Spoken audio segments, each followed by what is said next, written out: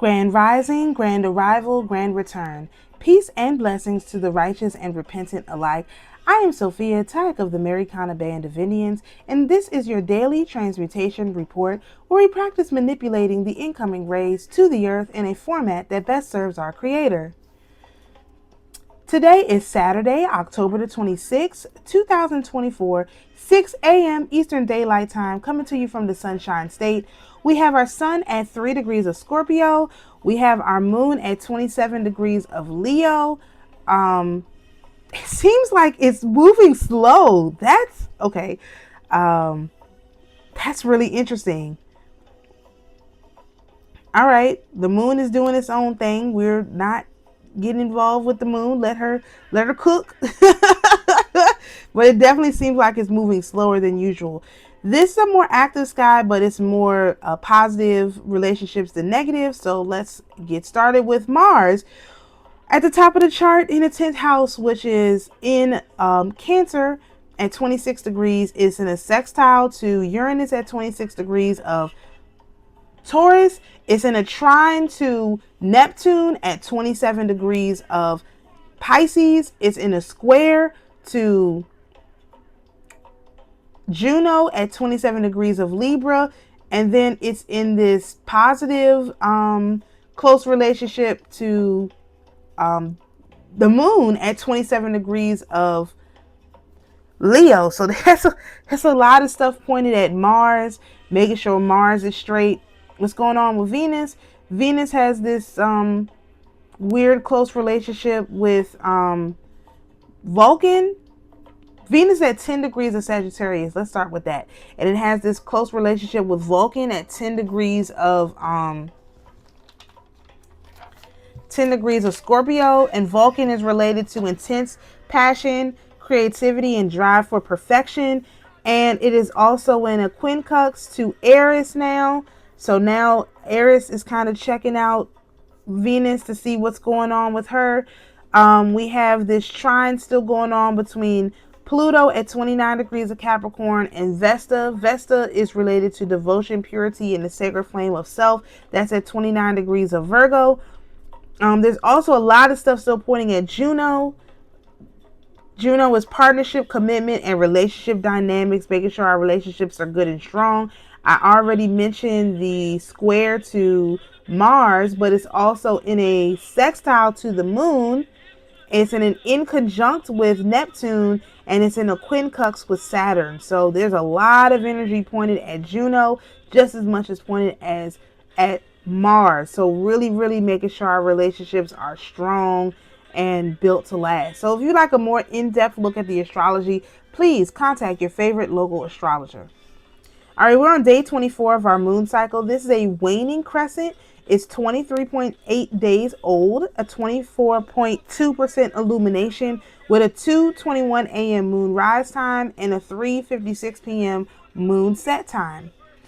Numerology today is, of course, courtesy of calendarnumerology.com. And today is an 8-day, which is business, money, karma, and power. So again, the moon is doing its thing. Mars, Juno, all related to power. And especially making sure our relationships are very, very powerful, very, very strong. So on point as usual. So for our astrotarography, sun sign decan, let's start there.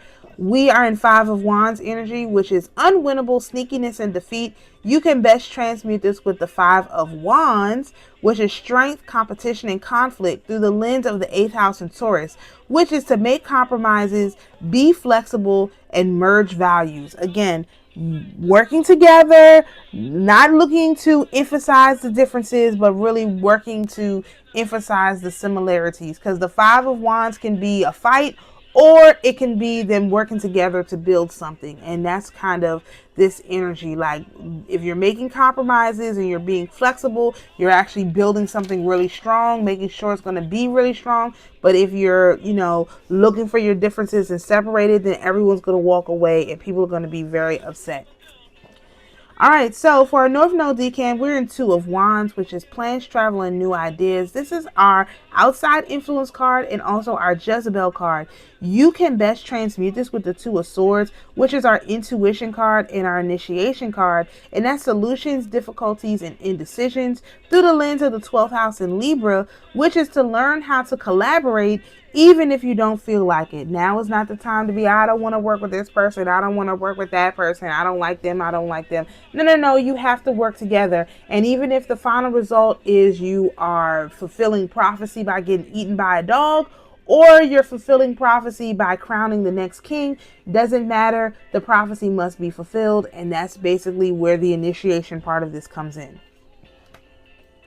All right, so for our lunar tree of life, yearly progressions and predictions, we are in moon energy, and that's the Eight of Cups, which is new future, walking away, and disillusion. You can best transmute this with the Eight of Coins, which is learning, hard work, and beginning through the lens of the 12th house in Virgo, which is to pay attention to detail while remaining compassionate and sensitive.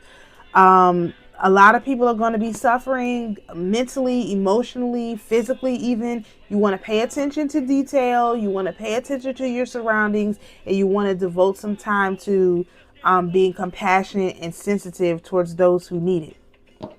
All right, so for our lunar tree of life, yearly progressions and predictions, we are in a North Node energy, which is the Fool, and that's beginning, start of a new journey, and literally a baby. We can best transmute this with the Wheel of Fortune, which is good fortune, karma, or dharma, based on your prophecy and luck. And we'll be doing this through the lens of second house in Libra, which is to prefer to work with others, don't want to care for self. We have to work with others. We are but a wee baby.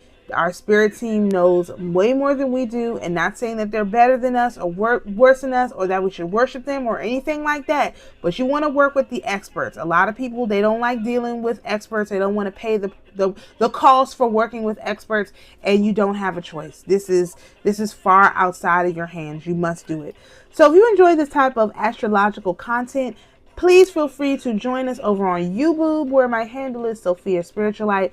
Thank you. Oh, if you'd like to get the slides and our monthly calendar, please join us over on Patreon, the Schumann Mystery Schools, where you can find that. The link is in the bio. Thank you so much for joining us for today's daily transmutation report. Peace and blessings, and we'll see you tomorrow.